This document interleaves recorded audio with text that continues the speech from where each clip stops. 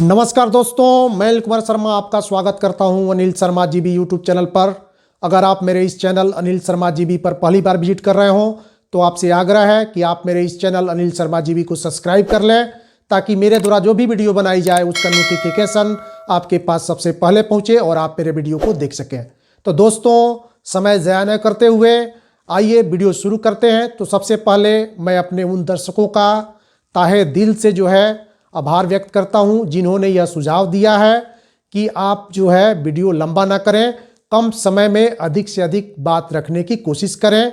तो इसी के तहत मैं प्रयास करूंगा कि वीडियो में मैं कम से कम समय में आप सबों के बीच अधिक से अधिक बातें रख सकूं।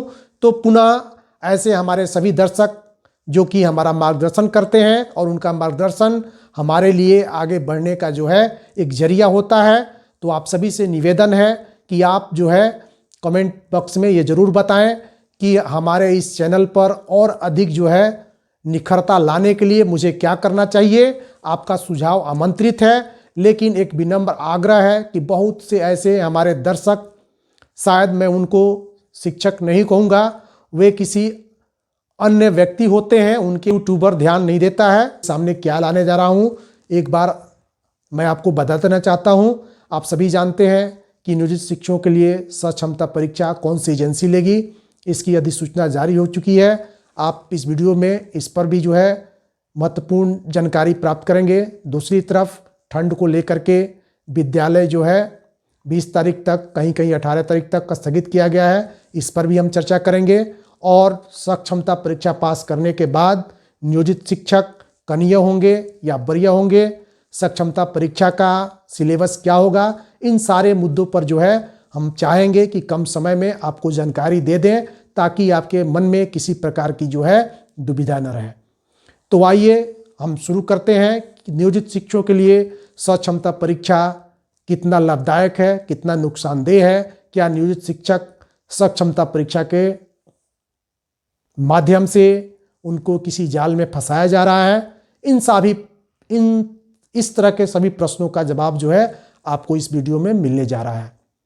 तो दोस्तों, आप सभी जानते हैं कि नियोजित शिक्षकों के लिए सक्षमता परीक्षा कौन सी एजेंसी लेगी।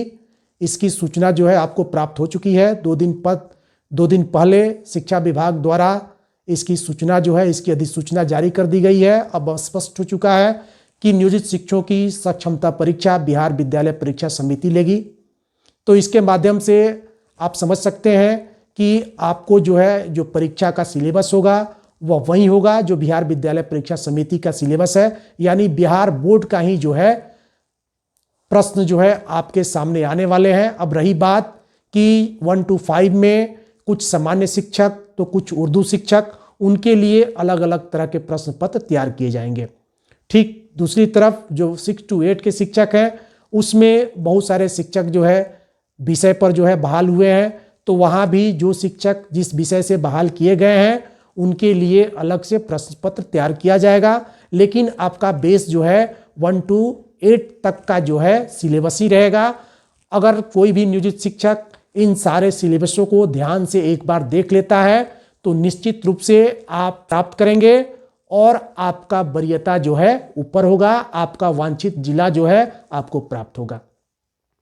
अगर हम बात करें 9th और 10th 11th 12th के, तो 9th और 10th में भी सब्जेक्ट वाइज टीचर बहाल किए जाते हैं।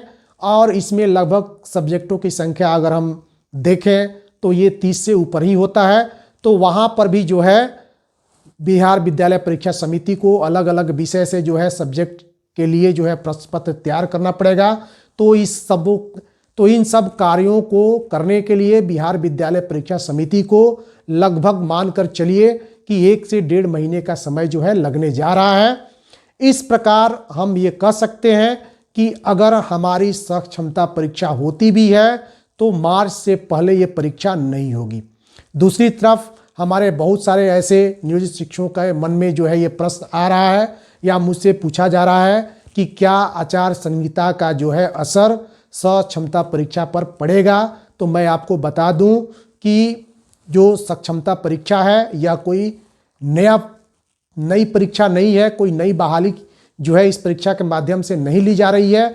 यह परीक्षा एक विभागीय परीक्षा है और इसमें मात्र जो नियोजित शिक्षक है उनको राज्य कर्मी का दर्जा जो है दे देना है कि इस पर जो आदर्श आचार संहिता होता है उसका कोई जो है लेना देना नहीं है। सरकार चाहे तो वो चुनाव होने के पहले भी जो है इस परीक्षा को आयोजित कर सकती है।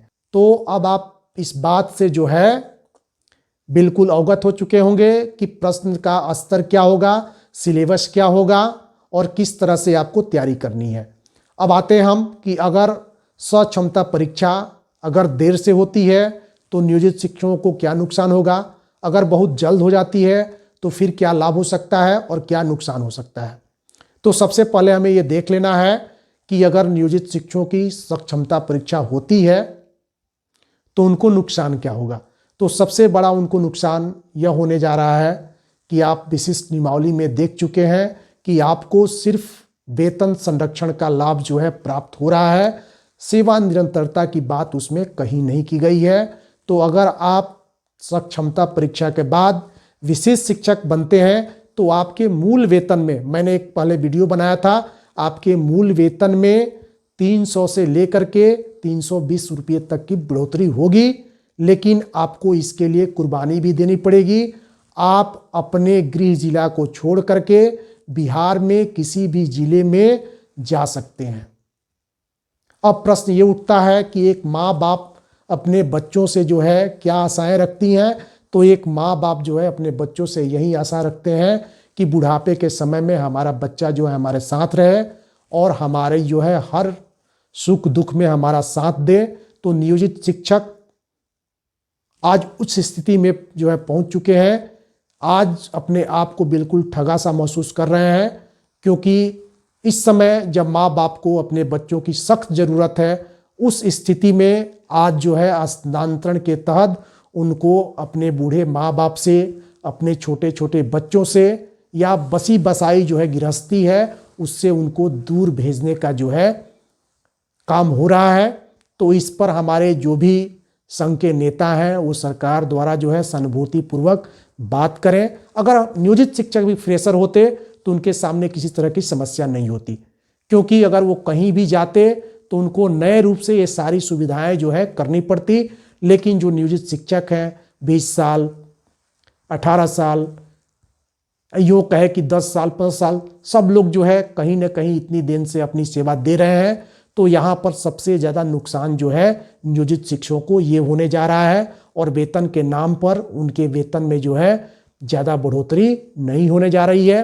वहीं दूसरी तरफ जो सबसे बड़ी मांग नियोजित शिक्षकों की थी वह यह थी कि उन्हें जो है बिना शर्त राज्यकर्मी का दर्जा दिया जाए। लेकिन मुख्यमंत्री द्वारा अभी 13 जनवरी को जो स्टेटमेंट दिया गया है, स्टेटमेंट के बाद आप ये मान करके चलिए कि आपको जो है परीक्षा देकर ही राज्यकर्मी का दर्जा दिया जाएगा। लेकिन अगर आपने मुख्यमंत्री की बात जो है 13 जनवरी को नवनियुक्त शिक्षकों को नियुक्ति पत्र देते हुए अगर ध्यान से सुना होगा तो उसमें उन्होंने एक जगह पर यह बात जो है दोहराई है कि जो भी हमारे नियोजित शिक्षक TRE 2 में भाग नहीं लिए हैं उन्होंने अच्छा किया है। तो यहाँ पर जो है एक प्रश्न चिन्ह उठता है, एक प्रश्न जो है मन में आती है कि TRE 2 में हमारे बहुत से नियोजित शिक्षक भाग लिए हैं लेकिन मुख्यमंत्री तक ये बातें जो है नहीं पहुंचाई गई है। इससे स्पष्ट होता है कि नियोजित शिक्षकों की जो भी समस्याएं हैं वह मुख्यमंत्री तक नहीं पहुंच पा रही हैं। अगर मुख्यमंत्री तक ये सारी बातें अगर पहुंचती तो निश्चित रूप से मुख्यमंत्री द्वारा इसका समाधान जो है निकालने की कोशिश की जाती। तब यहाँ ये प्रश्न उठता है इसके लिए करना क्या होगा। तो इसके लिए जितने भी नियोजित शिक्षक संगठन हैं या अन्य संगठन हैं वो मुख्यमंत्री से समय लेकर के अपनी सारी समस्याओं को जो है उनके सामने रखें, उनका समाधान जो है निकालने की कोशिश करें। क्योंकि अगर सक्षमता परीक्षा का नोटिफिकेशन जारी हो गया तो आप मान करके चलिए कि विशेष शिक्षक नियमावली में किसी प्रकार का जो है संशोधन होने नहीं जा रहा है और आपके स्थानांतरण के लिए बिहार के सारे जिले जो है खुले हुए हैं। अब आप बिहार में जो है भटकते रहिए, घूमते रहिए कि आपका स्थानांतरण कहाँ होगा और अपने परिवार से आप अपने बूढ़े माँ बाप से दूर रहने के लिए आप तैयार रहिए। दूसरी तरफ अगर 3 बार में जो है हमारे जो नियोजित शिक्षक सफल नहीं होते हैं तो उनको मान करके ये चलना होगा कि उनके वेतन में किसी प्रकार की बढ़ोतरी जो है नहीं होगी और नहीं उनको जो है महंगाई भत्ता का लाभ प्राप्त होगा। हालांकि उन्हें नौकरी से हटाया तो नहीं जाएगा, तो इस पर भी जो है जो भी नियोजित शिक्षक संगठन है वो गंभीरता से इस बातों को ले। अभी सुनने में आ रहा है कि हमारे बहुत शिक्षक संगठन जो है इस बात पर जोर दे रहे हैं कि कोई भी नियोजित शिक्षक सक्षमता परीक्षा में भाग नहीं लेगा, नियोजित शिक्षक सक्षमता परीक्षा का बहिष्कार करेंगे। तो क्या आपको लगता है कि सक्षमता परीक्षा का बहिष्कार करना उचित होगा? आप कमेंट बॉक्स में जरूर बताइएगा। इस पर मैं कुछ ज़्यादा नहीं कहना चाहता हूँ। अब अगर सक्षमता परीक्षा अगर बहुत जल्द हो जाती है तो इससे नियोजित शिक्षकों को लाभ क्या होगा? तो आप सभी जानते हैं कि अभी आपको जो ईपीएफ के रूप में राशि जमा हो रही है वह राशि जो है आपके पेंशन के लिए बहुत कम है। लेकिन जैसे ही आप सक्षमता परीक्षा पास करेंगे आप एनपीएस से जुड़ जाएंगे और जब आप एनपीएस से जुड़ेंगे तो वहाँ पर आपको रिटायरमेंट के समय एक मुश्त जो राशि मिलेगी, निश्चित रूप से ईपीएफ की राशि से जो है वो राशि ज़्यादा होगी। तो नियोजित शिक्षकों के लिए जल्द से जल्द सक्षमता परीक्षा हो जाए यह भी जरूरी है।